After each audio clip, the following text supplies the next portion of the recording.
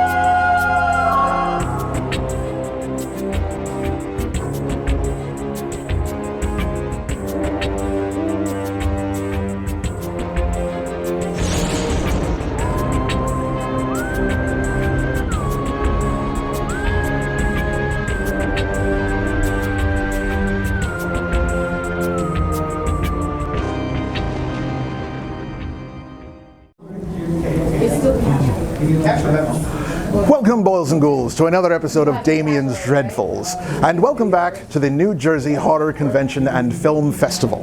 This weekend, the convention is taking place at the Raritan Center in Edison, New Jersey. We're going to spend a little time walking around today, but we've already spent one episode checking out the tables and vendors at another event similar to this, so I think we'll be skipping that for this episode. Pete is here somewhere, but usually when we come to these things, he is in charge of the green room, and not because it matches the color of his skin. I'll be hosting a panel with another legendary horror host, Joe Bob Briggs, and his co-host, Darcy the Mail Girl. And maybe we'll even get some footage of the awards ceremony and the cosplay contest later on. But we're not really here for all of that today. We're filming this because we are also celebrating the 100th anniversary of tonight's feature film. So maybe we'll talk to a couple of celebrities about the movie as well. I may even change costumes a little bit later on in order to fit the theme. For tonight's feature film, my little crypt kickers, is the legendary black and white silent movie Phantom of the Opera from 1925, starring the man of 1,000 faces himself, Lon Chaney. Okay. Yes, long before fellow Scottish vampire Gerard Butler would don the cape and mask for the movie version of the musical by Andrew Lloyd Webber, we would get this classic adaptation. And filmed relatively quickly after the story it's based on was published. French author Gaston Leroux wrote Phantom of the Opera. I believe it was published in about 1910. Only about 12 years later, Leroux was working in the French film industry in Paris. And while working there, he met Carl Laemmle, who happened to be the president of Universal Pictures at the time. Laemmle was on vacation, but seemed to still be hard at work. Gaston gave Carl a copy of the book, and Carl took it back to his hotel room and read the whole thing in one night. He immediately bought the film rights and intended it to be for a vehicle for Lon Chaney. Chaney had impressed the producers of The Hunchback of Notre Dame with his elaborate makeup work and acting skills. The movie wasn't even out yet, so there was no way to tell if it was actually going to be a hit. But Laemmle was already banking on the star power of Chaney and the story of Phantom. With both a star in mind and the rights acquired, production of the film slated to begin in 1924. Starring alongside Lon Chaney are Norman Kerry and Mary Philbin. The director of the whole film is not entirely clear. The official director is labeled as Rupert Julian, but at the same time it seems that some of the producers and stars may have actually directed some of the scenes as well. Lon Chaney himself supposedly directed a few scenes. This makes sense given that several of the actors had a very strained relationship with the director Rupert Julian. Chaney and Julian didn't get along to the point that they even stopped speaking to each other. Julian would send director of photography Charles Van Enger as a go-between to Chaney with his directions, and Chaney would often respond with, "Well, tell him to go to hell." Enger recalled in an interview that Lon did whatever he wanted. But even without these issues between actors and the director, production was extremely troubled. But we'll talk a little bit more about that later on. For now, let's get started with tonight's feature film. Although maybe we'll do a shot of at least one table here at the convention. Mine. Right after that, Damian's Dreadfuls presents to you the 100th anniversary showing of Phantom of the Opera.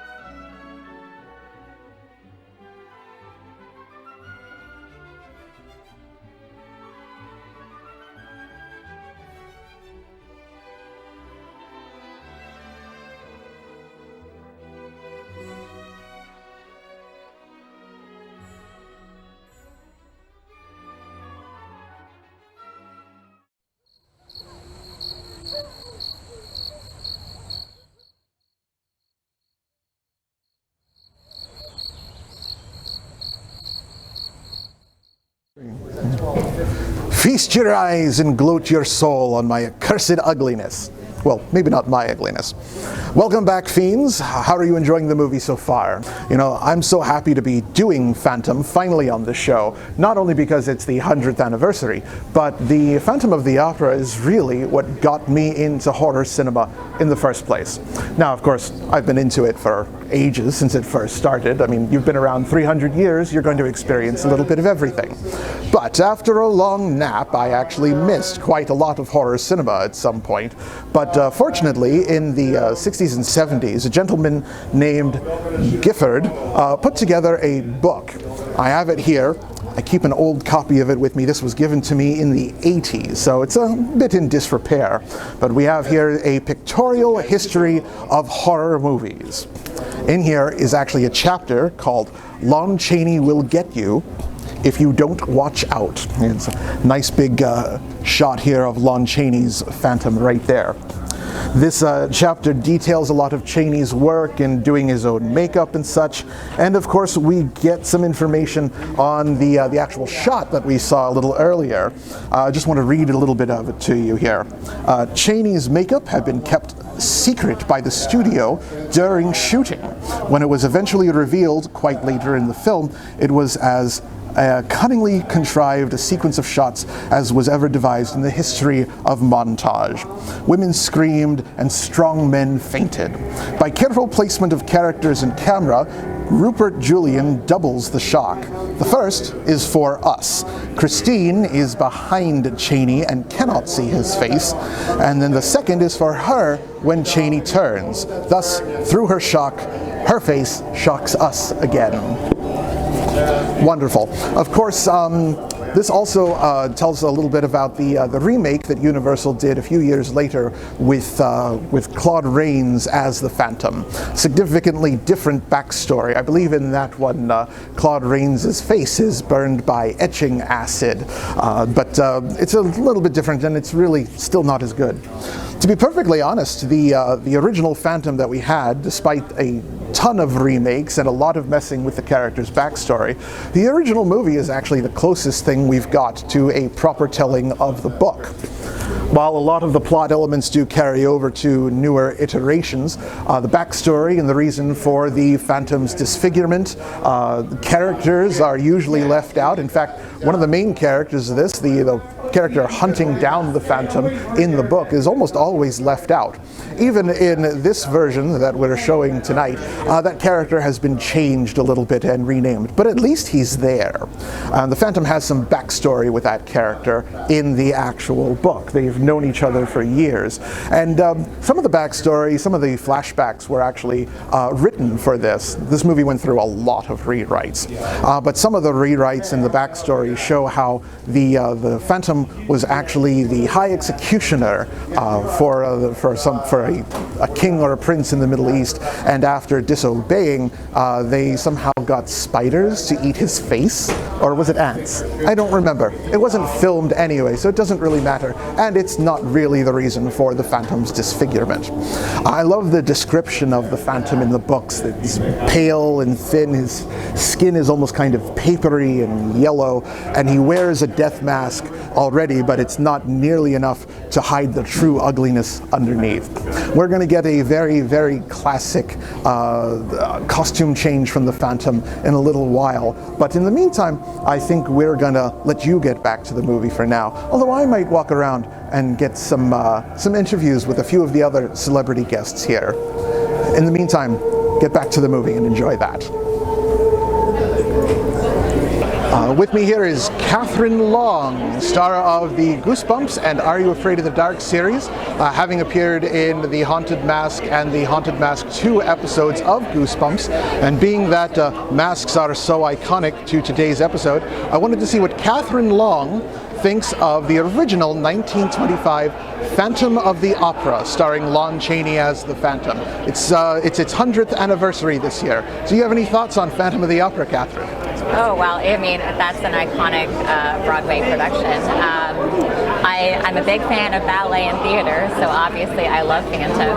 I think it's a great show. I wish it was still running. I know they just finished its run, but yeah, it's a great production. And masks are, kind of I think an iconic thing in general throughout shows, because they're very symbolic, and it's usually the branding or the image behind a show. So the Phantom Mask is very recognizable, just like, in a show like Goosebumps, the mask is the most recognizable thing. So, yeah. Absolutely. Now, you talked about the musical, which we haven't really talked about much on this episode yet, so I'm glad you brought it up. Now, of course, the Phantom Mask, as we all know from the posters and everything from the musical, is very different than the mask that he wears on stage, because it's the full mask in the posters and everything, and then on stage it's only the half mask.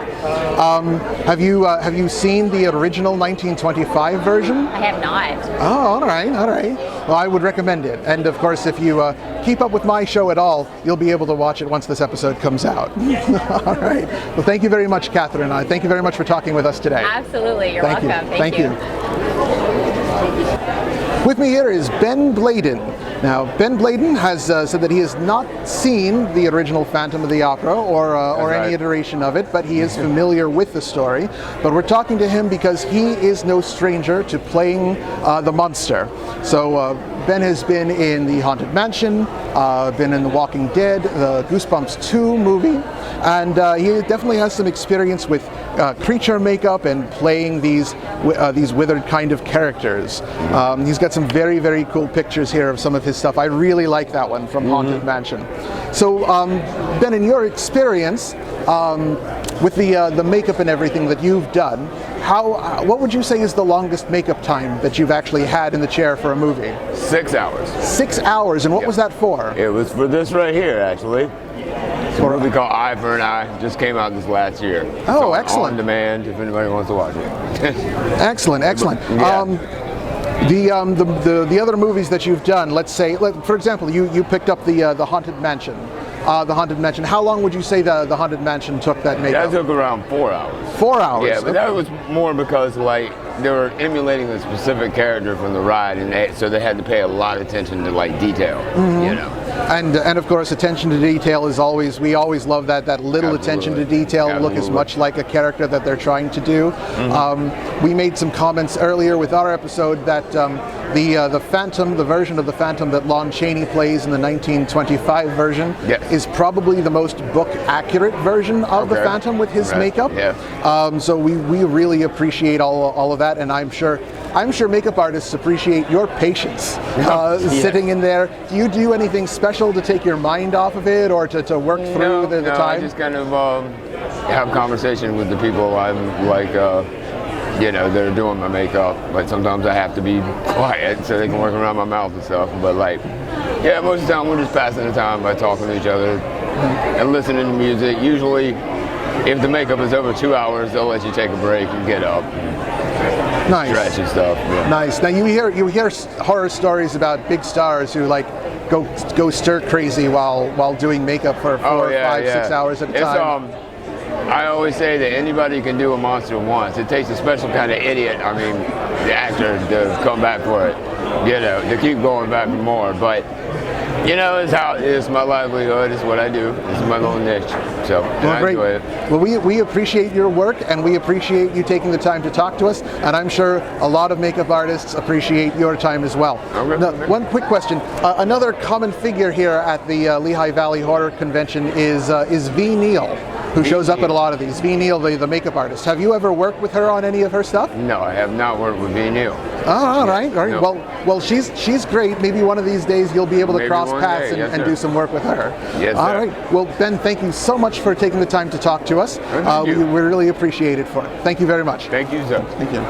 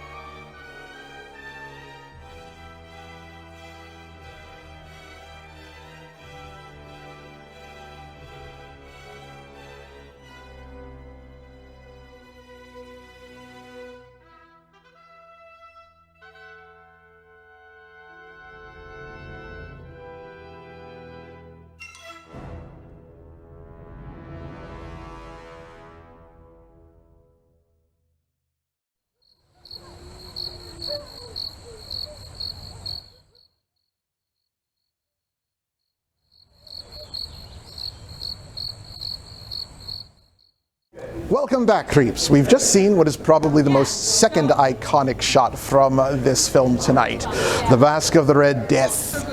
Yes, both this film and the book and every iteration of this story hereafter will use Edgar Allan Poe's Mask of the Red Death as kind of an analogy for the hubris of our heroes and the actual Paris Opera House, as well as the terror of the Phantom finally invading. Edgar Allan Poe's Mask of the Red Death has been recreated many times. Of course, one of my favorite movies is Mask of the Red Death from Roger Corman, starring Vincent Price as Prince Prospero. One of the more recent adaptations, though, was the very first episode of Mike Flanagan's Netflix series, The Fall of the House of Usher, in which all of the children of this wealthy family are killed off in gruesome ways related to Edgar Allan Poe stories. The very first episode is essentially The Mask of the Red Death. And when the kid named Prospero was going to give a party, I knew what was coming, but I didn't realize exactly how gruesome and horrific and absolutely disgusting it actually was. It was terrifying. And trust me, I have seen some stuff. But if you get the chance, go and check that out. I think it was fantastic, and it was incredibly creative how they worked all of Poe's stories into that series. But enough about Mike Flanagan. We're not here to talk about The Fall of the House of Usher. We're here to talk about The Mask of the Red Death and Phantom of the Opera. And while the Opera House's masquerade has finally finished, I think ours is just about to begin. And with that, I think it's time for a costume change. Let's get this party started.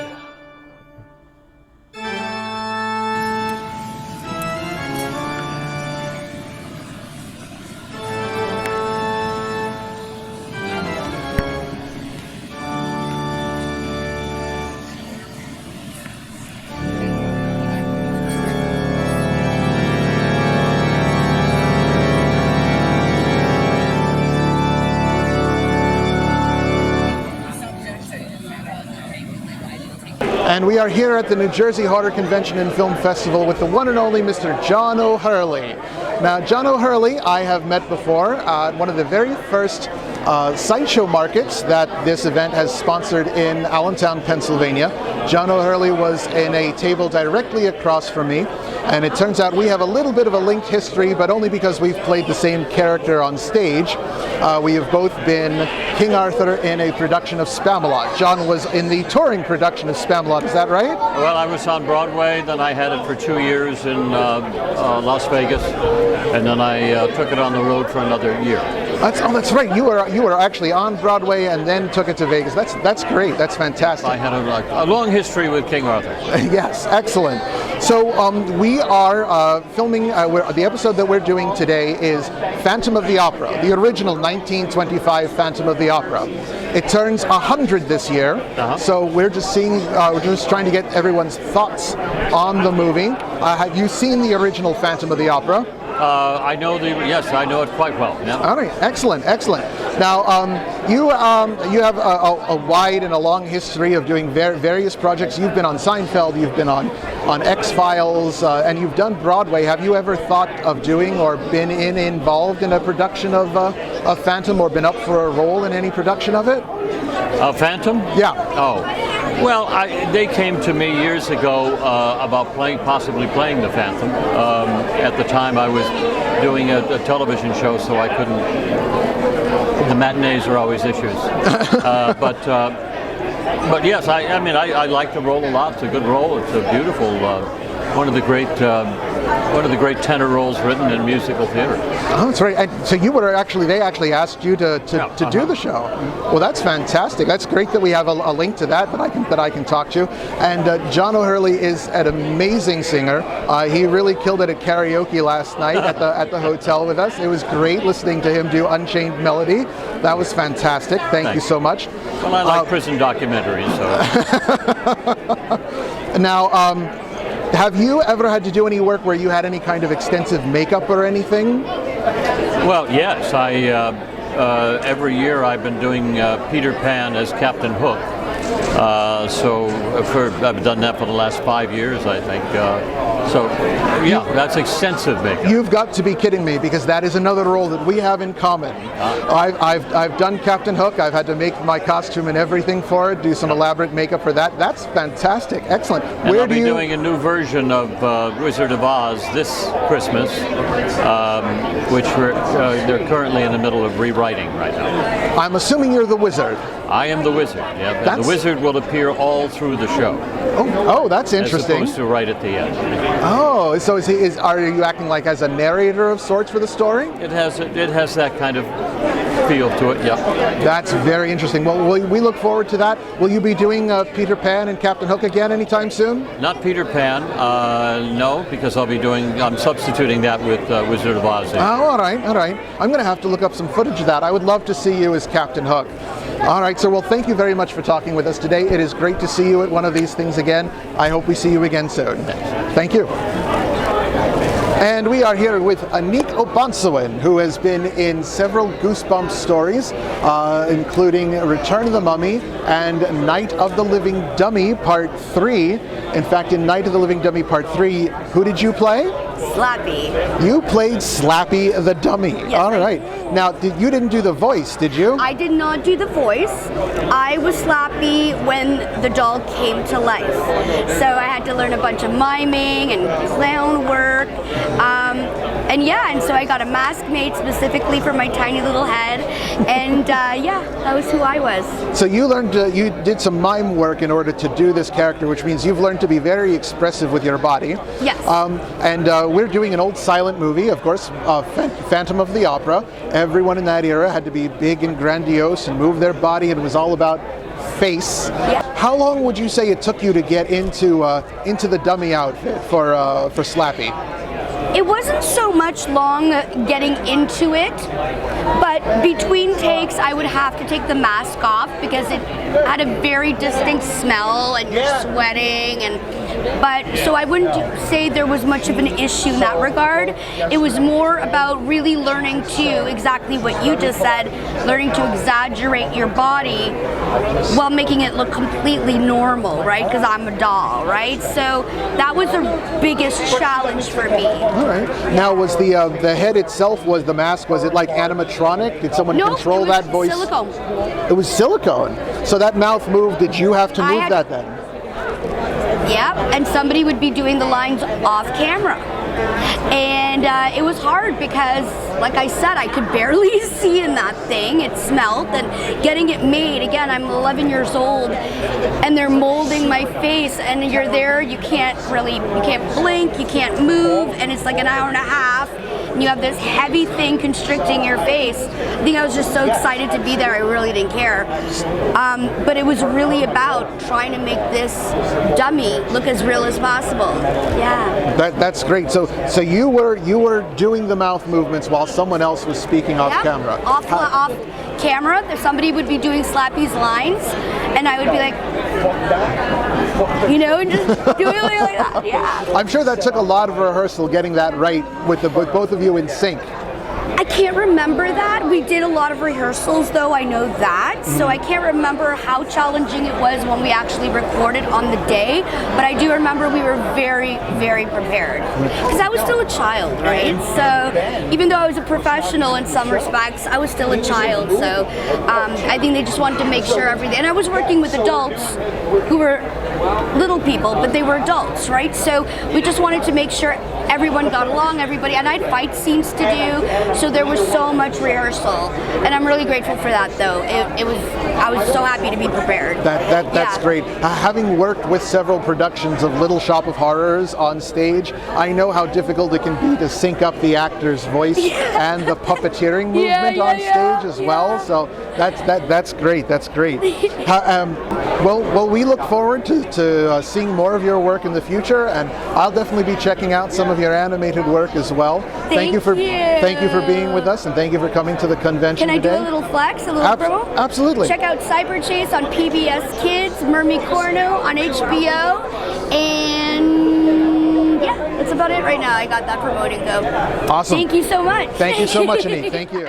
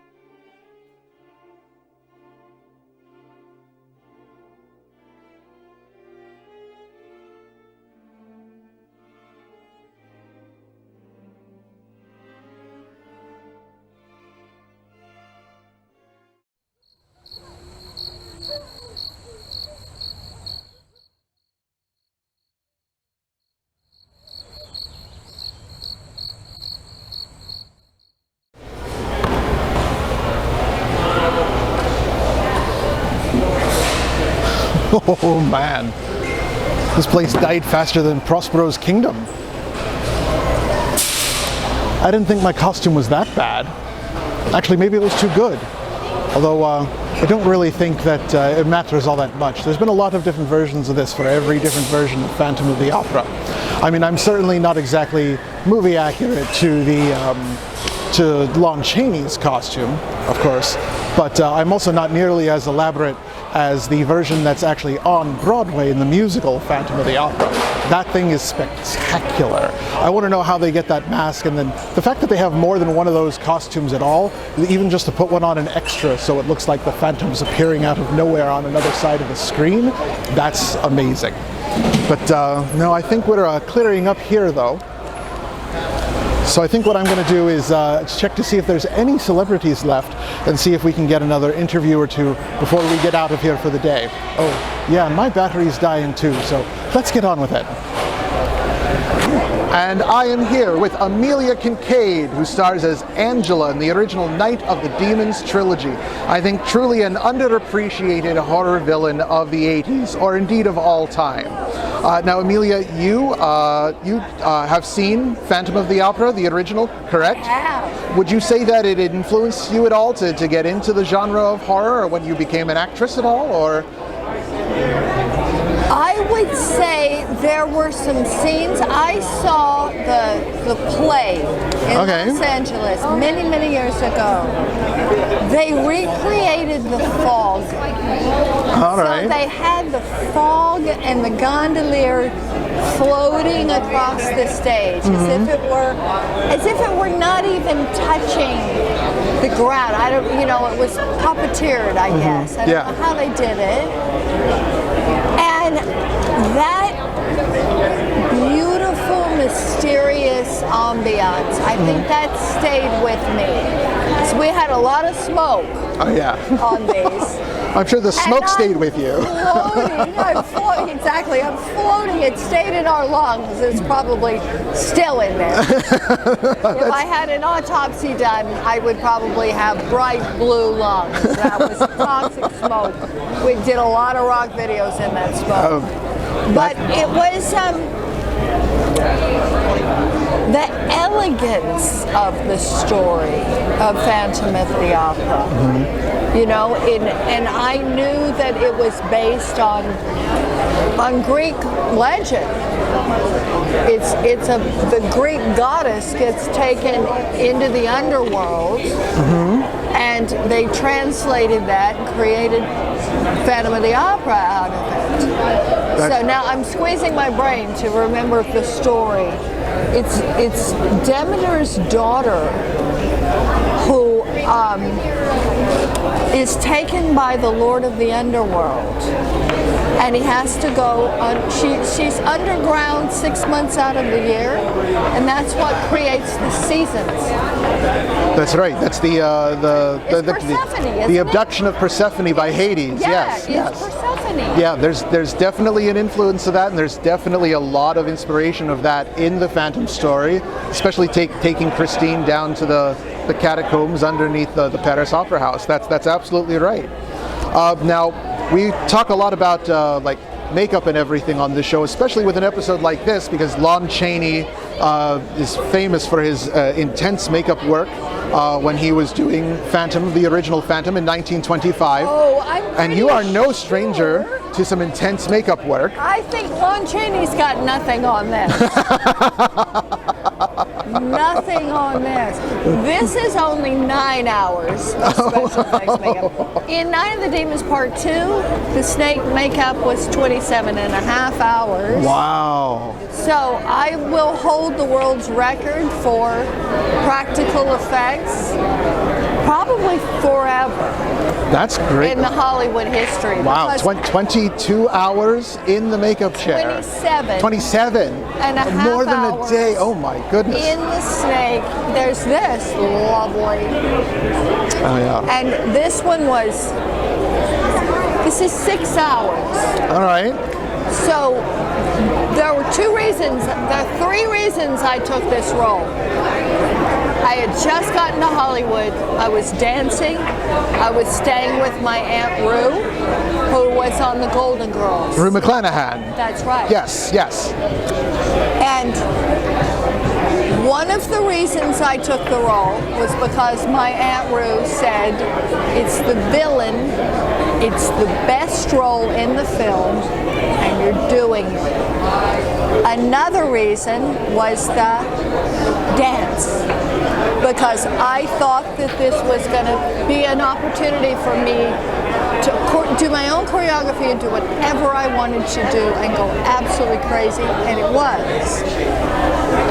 But I also did it because our special effects makeup artist had just won the Oscar for Ghostbusters. Shout out to Steve Johnson, who's the genius of Night of the Demons. He created these effects. And now you can look at it and say, oh, every zombie movie, everything has this similar look. The orcs, even in Lord of the Rings. In the Lord of the Rings. Yep. Looked a little bit like this. Well, Steve was the first one to create this.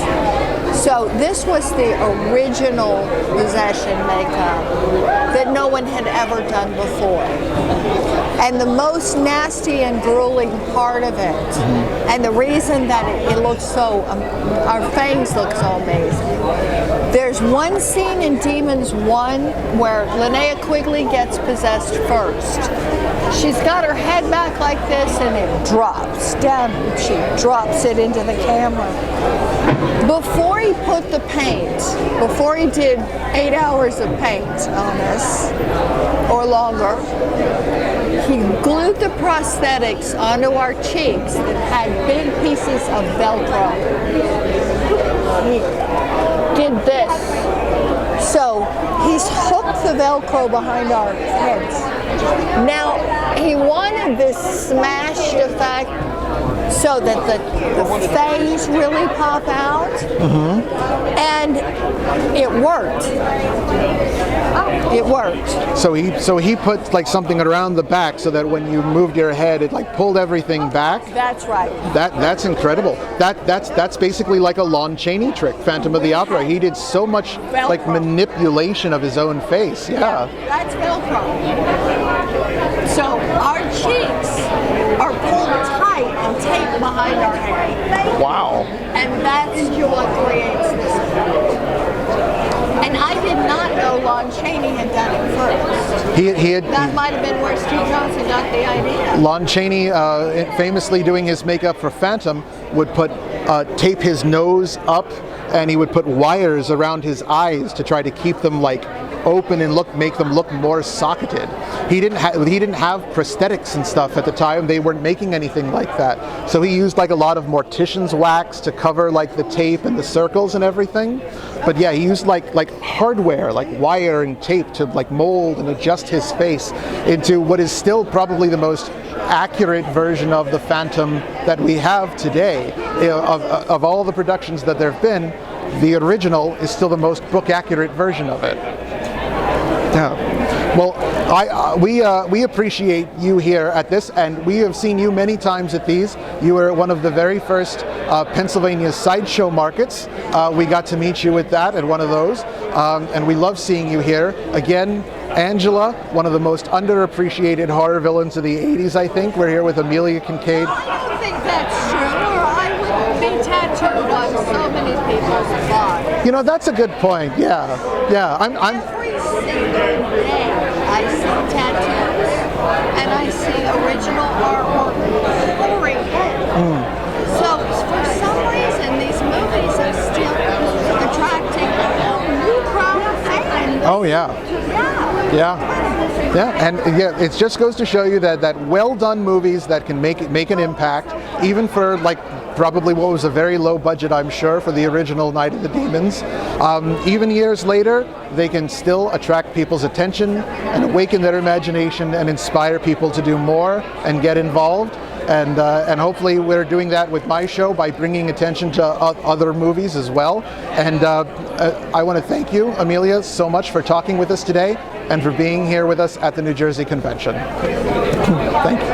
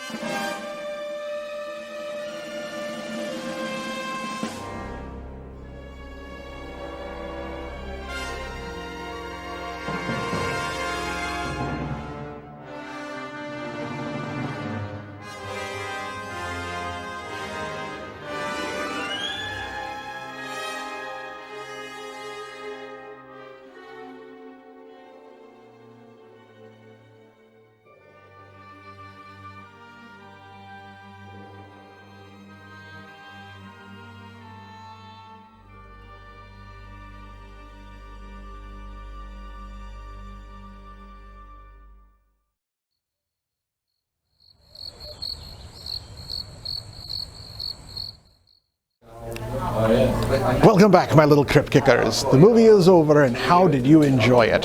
Phantom of the Opera from 1925 is truly a classic and was so influential on the rest of cinema throughout all of time up until now, of course. Now, it wasn't actually the first Universal monster movie. That would actually probably have been Chaney only 2 years before this with Hunchback of Notre Dame. But even the Phantom didn't really kick off the whole Universal monster thing. That would really start with Dracula, became more iconic, and of course it didn't really ever leave public domain the way that Phantom of the Opera did. But I think we're about done here for the day, and we are done here with the New Jersey HorrorCon in total. So thank you very much for joining us this weekend, but hopefully you'll join us, and again I want to thank all of the actors and directors and everyone who was here and everyone who agreed to do a short interview with us. It was a lot of fun doing stuff with Joe Bob Briggs and doing the costume contest and announcing the awards for the actual film festival portion of this event. That's not something that I usually get to do. So I'm very happy to be here again at the New Jersey HorrorCon, and I'm kind of sad to see it done. I'm also, of course, kind of sad to see the movie done. It is really one of my all-time favorites, and again, it's been so influential, not just on me, but on like all of cinema in history. But it's time to get out of here and get back to Castle Donovan. Unfortunately, it's a little bright outside, so I'm going to, no, that's not right. There we go.